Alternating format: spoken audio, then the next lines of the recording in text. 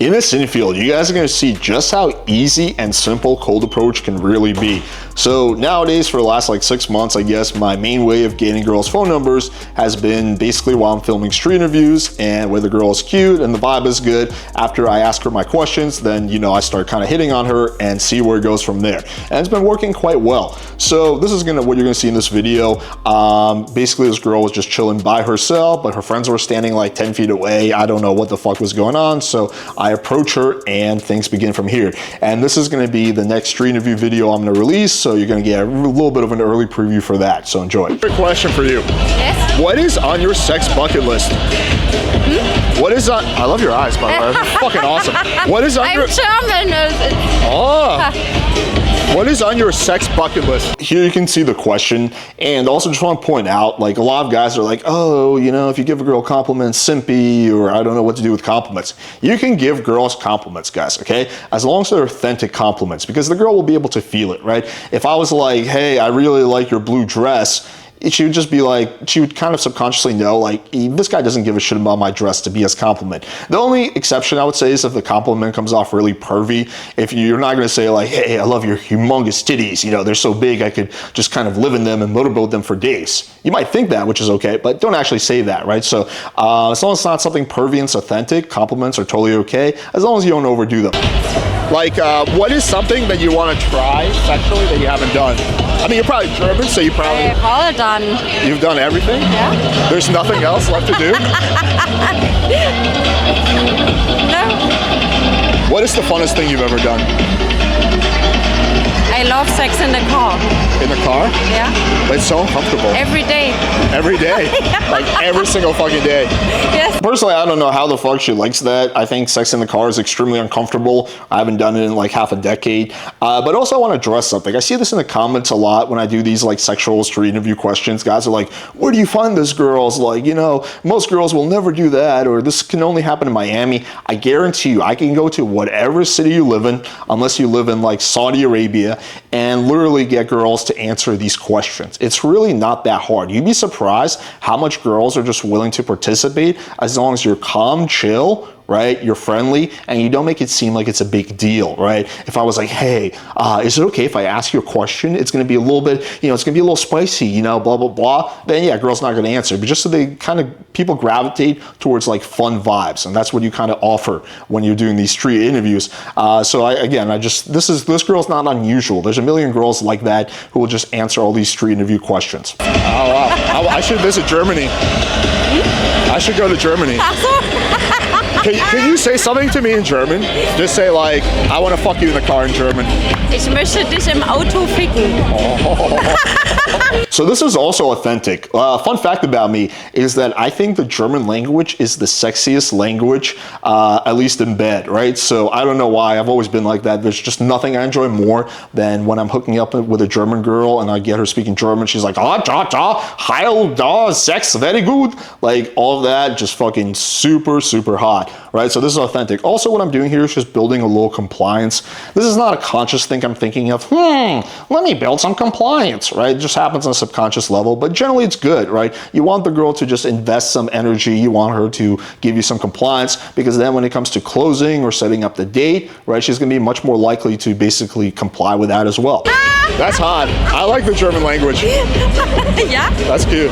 I speak Russian. Oh. Yeah. The right friend is Russian. She looks pretty tan. Oh, yeah.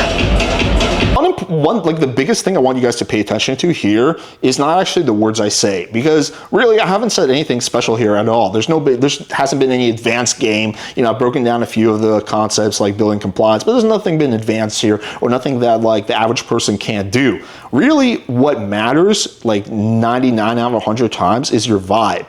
And that's where actually I'm doing pretty well. Like I'm just calm, grounded, I'm not like all over the place. I'm just very lighthearted. I'm cracking jokes. The girl's laughing. When I talk about sexual topics, I don't sound nervous or apprehensive about it. Like you can see how I just do it with confidence and ease, right? So that's really what matters. It's going to be about your vibe. It's going to be about how you say things rather than what you say. It looks like we're more of like a similar color.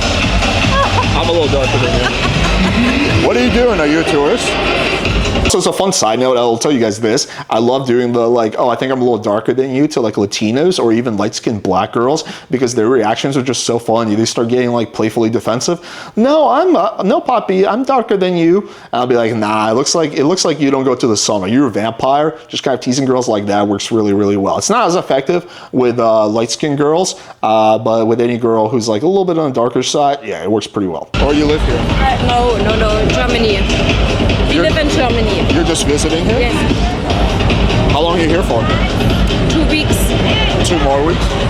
Yeah. Here's one piece of technical advice. Whenever you're talking to a girl from cold approach, you want to spend at least a little bit of time figuring out her logistics, right? Especially if she's a foreigner and she's visiting, because like, let's say she leaves in 3 days. I need to know that so I can basically speed up my text game and get her on dates sooner, right? Or let's say she's leaving in 3 months. Then I have all the time in the world. I don't need to speed anything up. So it's important to kind of figure out these logistics when you're talking to the girl, even if the girl lives in your city. We should grab a drink while you're here.